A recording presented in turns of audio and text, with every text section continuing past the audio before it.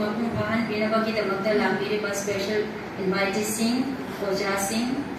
non teaching staffs and state secretaries loinamaku ai thakatwa phondokjari masigi function se akai classroom ani room ani ko computer room and one classroom sigi sangabagi numini room ani se koi sanga khare room ani si sangabaga loinana room ani sina akoi school sigi function sida anoba add torobaga loinana sigi development da nungai baba chaukan thorangi functionally da anoba development amagi step ama plus soba oisano haina ai khunjari masigi function sigi khudong chaba lauraga simasu ai haijage school sigi award pasi loiba naide award pasi akoi request ore gai niri gai award pagi award pa ngata oi school sigi yang bada di building na pik thale surrounding when maxi building ni mathak makha su yauri ground ngata oi su yauri adu ko si yem bada de koi emba na sijina bada kona bada ma mali adu ko kona de maram di hana hojik lai riba building sing je makha ki ground floor ki room sing je koi classroom na sijina bada mali cha de maram di ma ki size si yam piki masi marak se akoi na wall si thukai ra combine to ki su hana lai ramba building construction si ki madungina masih kudong jadi habagi sisu yadre kanjaburi aduna ini program mencat pada ibang cuil lain itu yang baru ina satu sing awal berubah cara sing naik tadi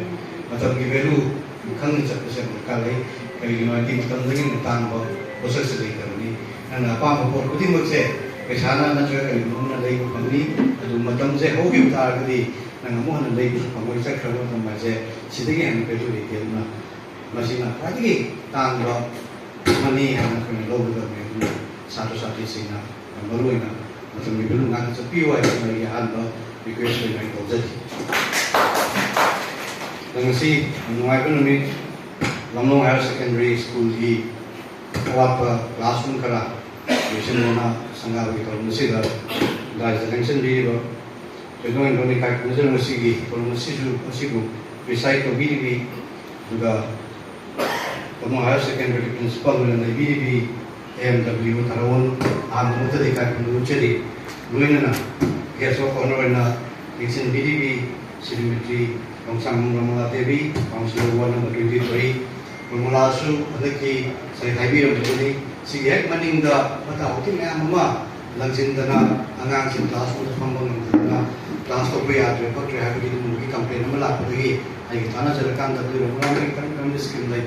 di secretary sabe abalai masin moyan na mata hoting ko ko mo ise kan ba class ko ya ba mo da kan semjin je do ge ko che si doctor na ba ha ja tagi ramala magi skim ka da ko waiting center service sige nam to soi na ko operator ko ai magi dige ka to ko tadi ano na ini ward ki kan be ate kendra sige sabat talang kan ada kana jabte am mai jabni am energetic ko ni and cooperative ko ni wasi very thaba ma hai da kam halo na kami na ban ngai ba kai tare adu ba ko gi am na pangja ba operator ni hai tare adu ngasi ozagi experience me am ma ko jana Orang si kes online election bidi ba mingan Punjab da si Ningom Madhu Kumar Singh. Ozagi like terms hold pada experience